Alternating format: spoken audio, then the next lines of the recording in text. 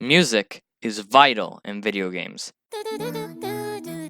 Music can be used to service your game in a million different ways, whether it's to give it style,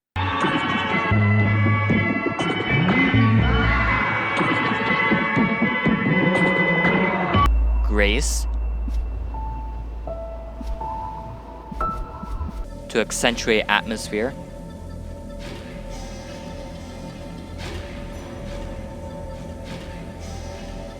help you catch on that there's an enemy around the corner. I got you now. Charger! To showcase something happening with your character.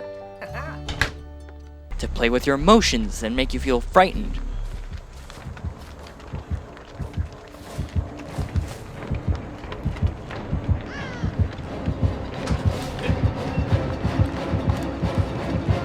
What's that? On a mission.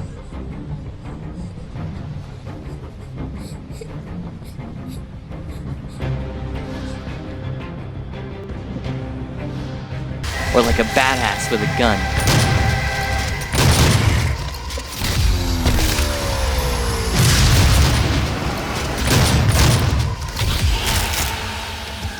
Most importantly, music is used to be memorable. Sometimes, even the absence of music can set the tone for a game.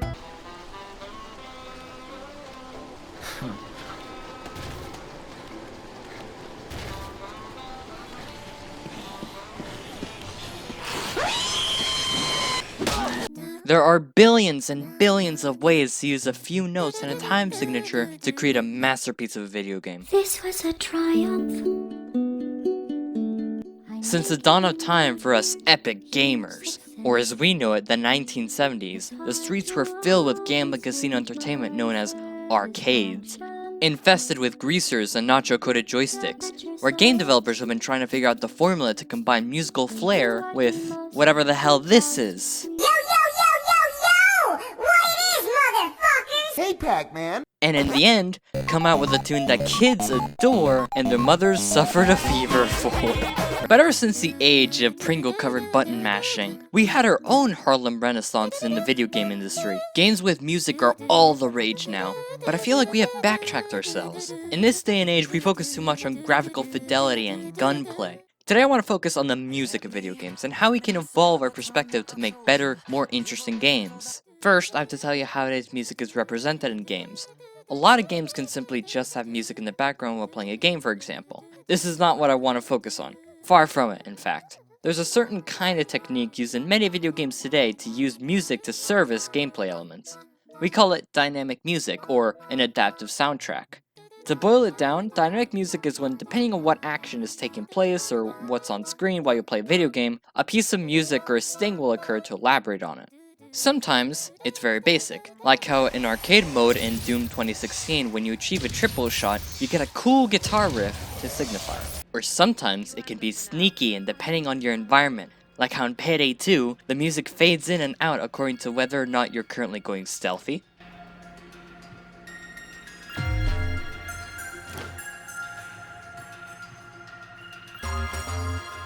Guns blazing.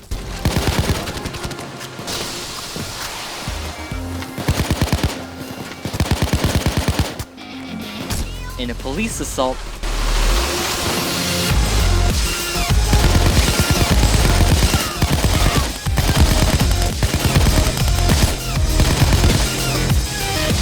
or just surviving one. All for this. Our recess is over, fellas. Let's get back in business. Showing you a subtle sign to patch up and get to work, and also to calm your nerves after the possible pressure of eating a lead sandwich.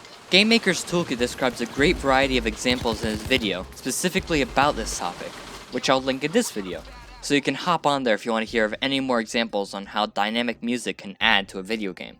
In my opinion, whenever music is a big part of a video game, I feel like it should be used properly to influence gameplay and make it more unique, which is a running theme that you will see throughout the video, the uniquity of musically enhanced video games, because this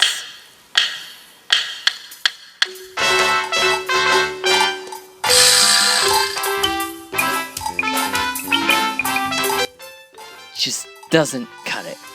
The reason that I say that a game that has music needs to play a vitally important role is because Hotline Miami exists.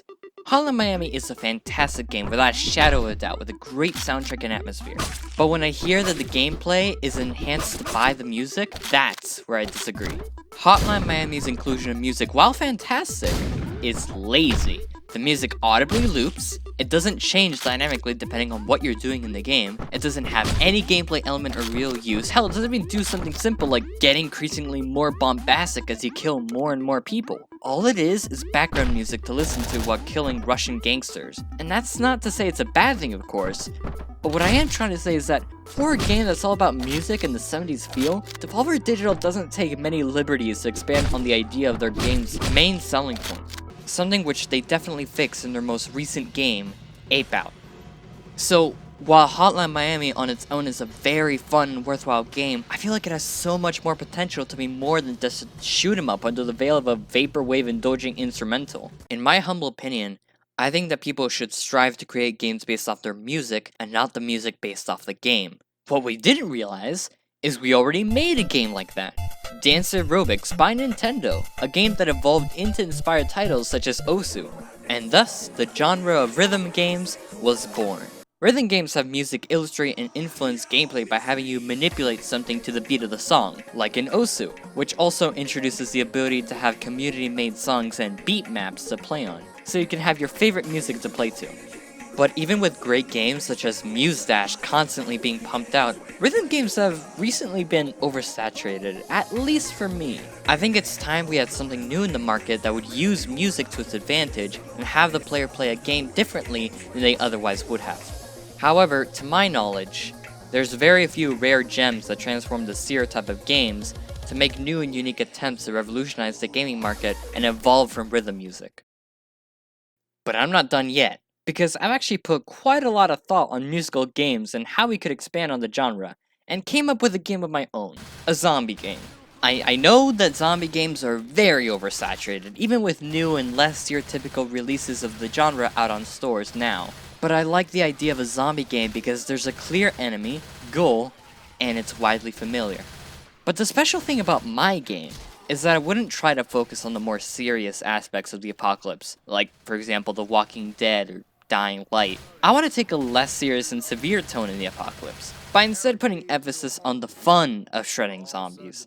I want to take a more Borderlands approach by making fun out of an otherwise distressing situation. There would be multiple characters, all of which are moderately sane, but not fully, and every single one of them has a kind of device to play music, like a Walkman or an iPod. Every mission in the game's campaign would have its own song and soundtrack that would directly correlate to what's happening on screen right then and there, whether that's a beat drop when you get attacked in a scripted event, or when the character finds a goodie like a chainsaw to thin out the horde, and at that point the music would be bursting. Each character would have their own style of music to appeal to anyone who has a favorite genre. The greaser punk rock, the hipster rapper, the diva pop enthusiast, you get the idea. Of course these people would have character and actual backstories as to give them depth, and should show expression throughout the game in their respective personality. The main point of the game is to have fun killing zombies to the beat of the music of anything you want, controlled by a music player on your character's respective device like in Watch Dogs. In a way, it's still a rhythm game, but it's an all-new take on it. And it also feels fun and like a stress ball to come back to rip and tear through hordes and hordes of the undead. I want to make a Dead Rising-inspired Baby Driver with zombies game with the overall premise to be having a blast killing zombies and wrecking shit up like Tallahassee in Zombieland.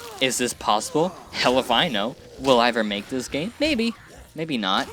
I would love to, but maybe it's a little too ambitious for an indie title if I ever do end up working in the industry. But I would love to see my prototype of an idea go on shelves and revolutionize what it means to have music in video games, and how you could use it to your advantage to guide and entertain the player in hundreds and hundreds of ways, which I'm already just brainstorming off the top of my head. But for now, I've dubbed this little idea Dead Band Walking.